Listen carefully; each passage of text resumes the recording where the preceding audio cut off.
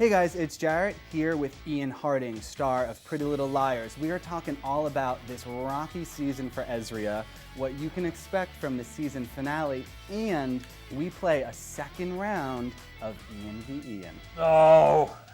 First and foremost, it's been an amazing season of Pretty Little Liars, but a very rocky one for Mr. Fitz. Yeah. Looking back on the year, what do you think about the journey he went on?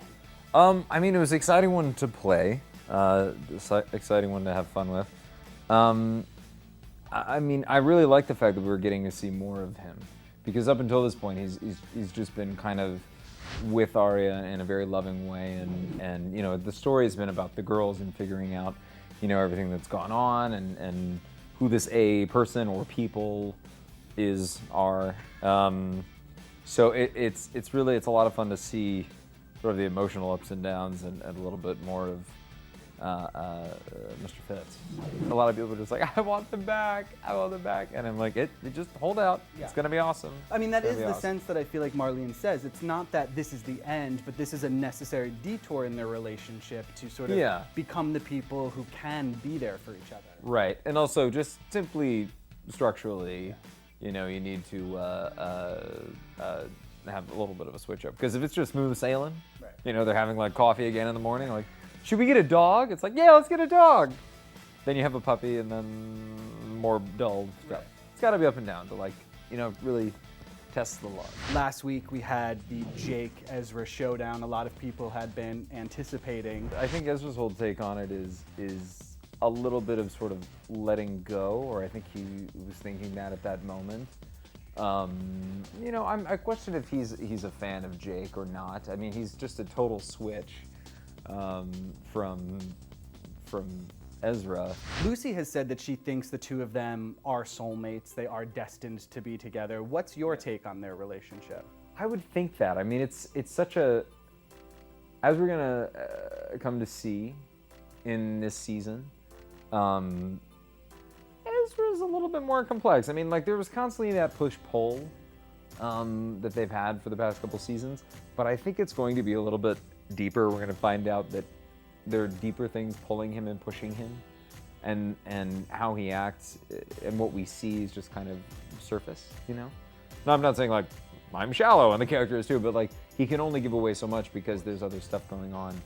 And I think, you know, I think he's on the fence about that. I mean, or he loves her so much, but he's still hesitant, and I mean, he's kind of a neurotic guy as well. A little high-strung, a little nervous. Yes. Well, listen, you can't blame him. Like, the second he opens himself up to a woman, she like lies about paternity and makes him have like a fake child. Right. Who?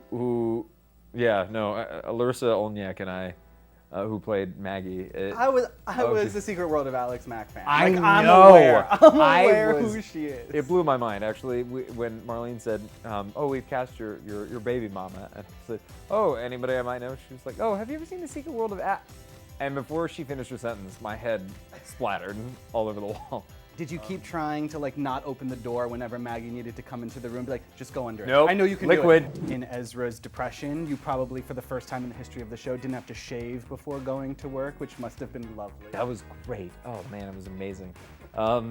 It was a fun time. Although it's kind of sad because sometimes, especially if I'm running really late, I'll like kind of half-ass shave, you know.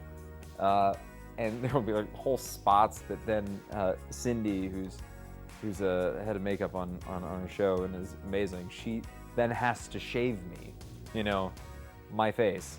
It's an important distinction to make. Yeah, it's a very important distinction to make. So she's like, oh, not again, you know. Meanwhile, they could like auction that off and probably get like hundreds of thousands of dollars if at least 20. At least like $20. I think you're underestimating how much the fans. Here's show. my facial hair. Oh, I didn't mean that. I meant the opportunity. Oh, I was like, oh, interesting. Like, people. No, I think any sort of selling body hair is weird. Usually shouldn't frowned happen. upon. Yeah, it's not ideal. I would think. Big finale coming up. Yeah. Tuesday. What can you tease about Now You See Me, Now You Don't? Oh man, it's big. I mean, there are a few things that get revealed that when we were reading the script, we were all kind of going like, The last time I had you on camera for an interview, we played a little game. Oh, God. Yeah, So I would like to revisit that for Ian v. Ian 2, Electric Boogaloo. Ian Thorpe is a famous swimmer. Right. How much money would you have to be paid to wear a Speedo on national television? Oh, I mean, not a ton. I mean, I think, I'm assuming it would be for, like, hopefully a part. Sure. Some sort of acting job. If it were, you know, for Good Morning America or something like, you're hopping the Speedo, I'd be like, no. But if you're playing a swimmer, But if I was playing some sort of swimmer and or Speedo model. possible superhero that just, I guess, has a Speedo and nothing else, then sure. Ian Somerhalder stars on a little show called The Vampire Diaries. Yeah. In your real life, if you had to be a vampire or a werewolf, which would you rather be? Oh, well, neither of them fly. Well, I guess if a vampire became a bat, but bats... Well, in True Not Blood, the the- vampires can fly. So That's right, but I thought it's more like a running leap. it seems like a But they really just big can- jump. Yeah. I know. I don't know. I'm a big fan of dogs, so maybe I would be the werewolf. But at the end of the day, flying is the superpower Is the one we're that I would longing want. for. Yeah. Interesting. Just for simple ease, Yeah, I guess so. I mean, also, like, it's amazing to fly. it's amazing to fly. I mean, I do so in my dreams sometimes, and that seems pretty awesome. Ian Bohen is a star of Teen Wolf, who has become sort of infamous for his low V-neck t-shirts. Huh. On a gentleman, how low is too low? I think really anything past the sternum. Like, I think if you're getting into, like, abdominal regions, this is now that dress that Jennifer Lopez wore, like, in the 90s, you know, or early 2000s now, I guess. I guess more power to you if you can pull it off.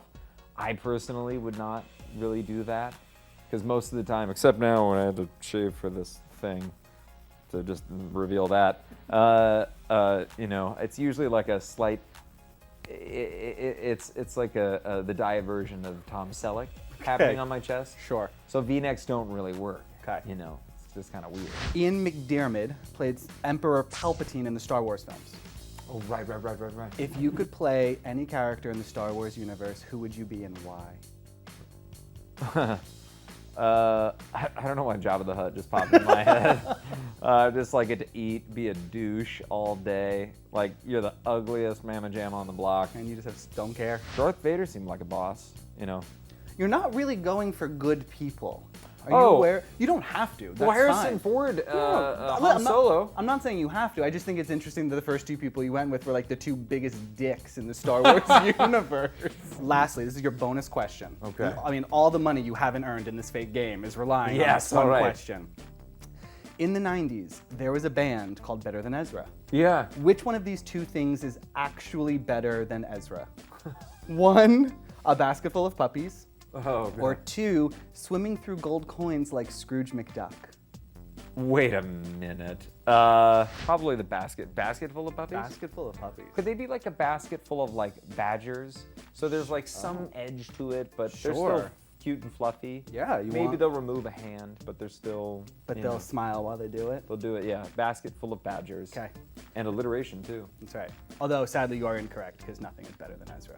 That really should have been your answer. But, Yeah. you know, Oh, it was a trick question. Not Ah, not really. this is why my SAT score wasn't too high. You know. It's okay. It's not like you play a teacher. Right. Me speak real good. Yeah.